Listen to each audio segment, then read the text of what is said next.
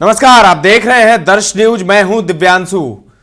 लोकसभा चुनाव के चौथे चरण का जो प्रचार का दौर है वो खत्म हो गया। शनिवार को ही खत्म हो गया प्रचार का दौर। अब वहां 13 तारीख को वोटिंग होगी। बात करते हैं छठे चरण की। छठे चरण में एक सीट है शिवहर की सीट। वो हॉट सीट है क्योंकि शिवहर में मुकाबला बाहुबली की पत्नी लवली आनंद और ऋतु जायसवाल के बीच में है। ऋतु जायसवाल के बारे में आप जानते हैं, आईएएस की पत्नी हैं और सीतामढ़ी में एक गांव है सिंहवाहिनी पंचायत है, उसकी वो मुखिया थी और उस दौरान उन्होंने बहुत सारे काम किए जिस वजह से सुर्खियों में रही। इसके बाद सीतामढ़ी की ही परिहार विधानसभा सीट से वो चुनाव लड़ी। हालांकि उन्हें हार मिली, लेकिन कड़ा टक्कर उन्होंने दिया था। जीत का मार्जिन जो था, हार का मार्जिन बेहद कम था। तो ऐसे में ऋतु जायसवाल इस बार शिवहर से ताल ठोक रही हैं और वो भी बाहुबली आनंद मोहन की पत्नी के खिलाफ। ऐसे में आज शिवहर में एक सभा सज गया। वहां पर पहुंचे डिप्टी सीएम सम्राट चौधरी और जमकर उन्होंने आरजेडी पर हमला बोला। वहीं ऋतु जायसवाल के खिलाफ लवली आनंद ने भी आज ताल ठोकी। लवली आनंद ने कहा कि लोगों से अपील करते हुए उन्होंने कहा जनसभा में कि शिकारी आएगा, जाल बिछाएगा, दाना डालेगा, तुम उसमें फंसना नहीं। तो इस तरीके की बात उन्होंने कही है और हुंकार डिप्टी सीएम सम्राट चौधरी ने भी भर दी है।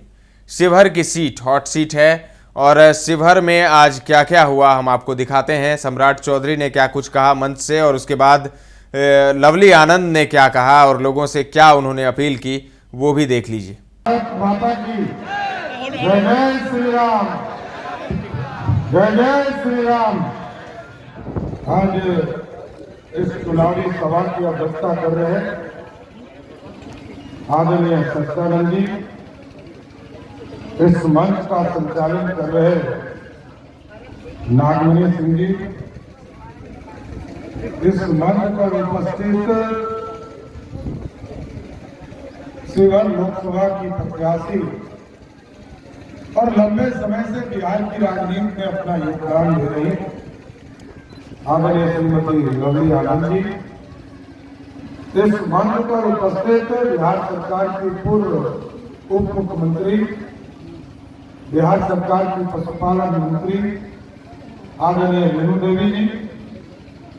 इस मंच पर उपस्थित बिहार सरकार के मंत्री राणा राजेश जी, माननीय विधायक हमारे साथी मित्र पवन जायसवाल जी और हम लोगों के पुराने नेता, लगते पुराने हैं लेकिन हैं नौजवान, आदरणीय मोतीलाल प्रसाद जी।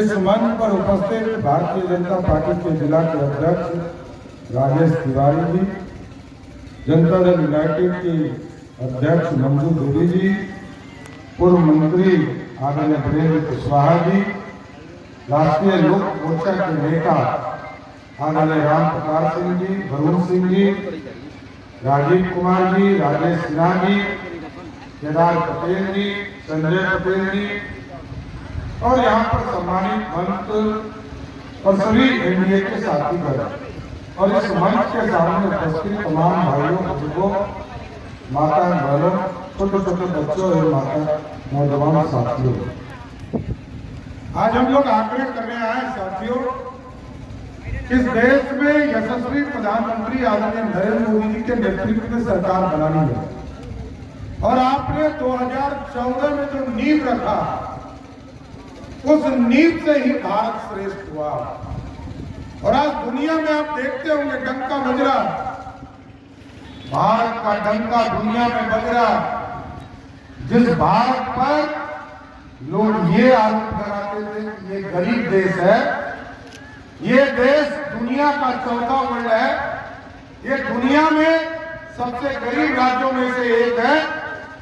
उस राज्य को जहां 12वें स्थान पर भारत खड़ा था, उसको उठाकर मोदी सरकार ने 5वें स्थान पर ले जाने का काम।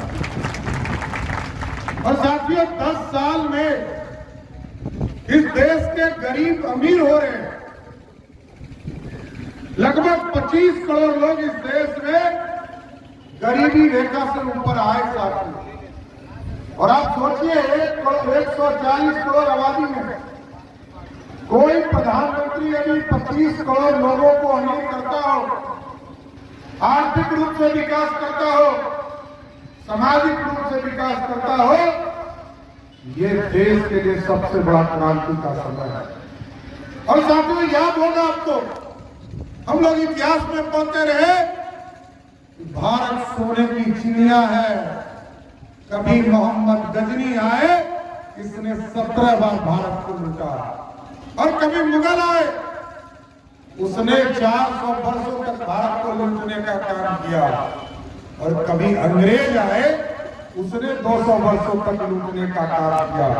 लेकिन अब मोदी सरकार ने तय किया है साथियों, अब सोने की चिड़िया नहीं बनाना है, अब मेक इन इंडिया के सपने के तहत सोने का शेर बनाना है, वो दुनिया में दहाड़ने का काम करे। ये भारत बढ़ना चाहिए, और भारत तभी बढ़ेगा जब देश में फिर से नरेंद्र मोदी की सरकार हो। और आदरणीय लवली आनंद जी जब यहाँ से तो सुना आपने, डिप्टी सीएम सम्राट चौधरी और लवली आनंद गरज रही थी आज शिवहर में, और शिवहर में 25 मई को मतदान होना है। छठे चरण के तहत वहां पर मतदान होगा, और शिवहर काफ़ी चर्चा में है क्योंकि शिवहर में लड़ाई बेहद दिलचस्प है। शिवहर में जहां एक तरफ लवली आनंद हैं, बाहुबली आनंद मोहन की पत्नी लवली आनंद, वहीं दूसरी तरफ आईएएस की पत्नी ऋतु जायसवाल हैं। ऋतु जायसवाल बार बार ये लोगों से कह रही हैं कि आप आईएएस की पत्नी को जिताइएगा या फिर आईएएस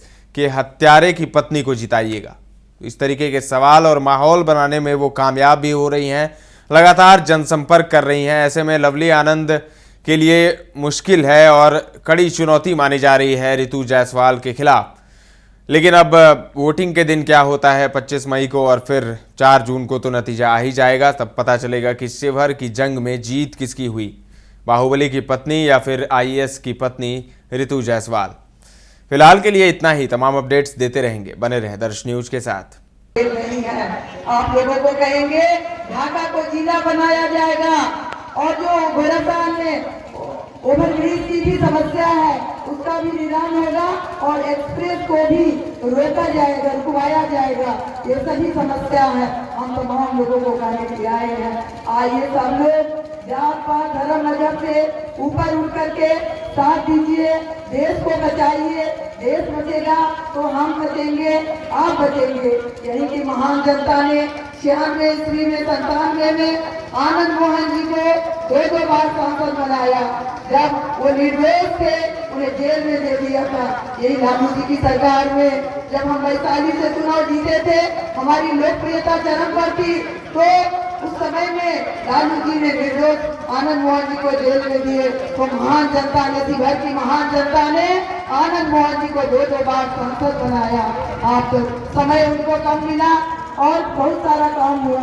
आप तमाम लोग जानते हैं कि आनंद मोहन जी 1 वोट अटल जी को दिए थे सरकार बचाने में। अगर सरकार बचती तो आनंद मोहन जी तरफ जो है हमारे विरोधी शिकारी आएगा, जाल बिछाएगा, गाना डालेगा, लोग से उसमें फंसना नहीं। इसलिए मैं आप लोगों से निवेदन करने के लिए आई हूँ।